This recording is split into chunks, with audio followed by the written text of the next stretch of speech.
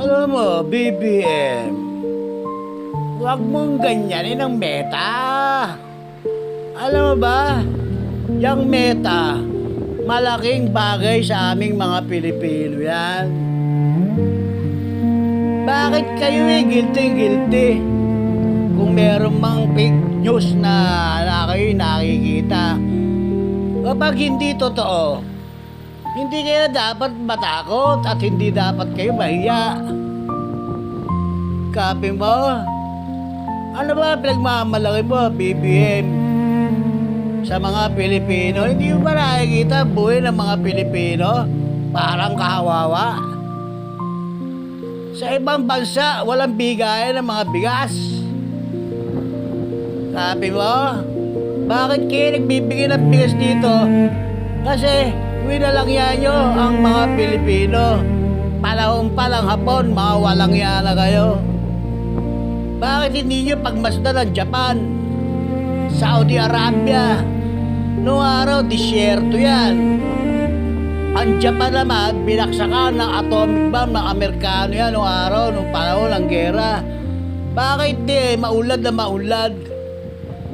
Bakit dito sa Pilipinas imbis na umulad ang Pilipinas pabaksak lang ng pabaksak.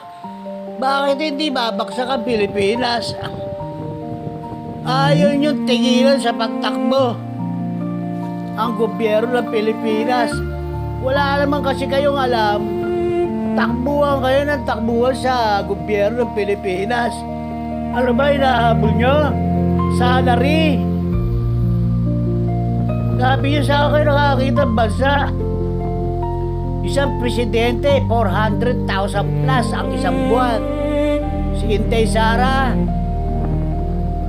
mababa lang kaunti yan.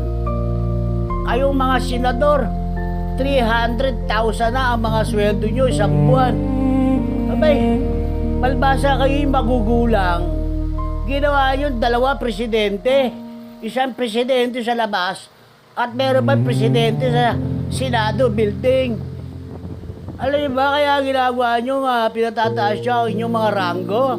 Hindi pa kayo nasisiyahan sa sweldong 300,000 plus isang buwan.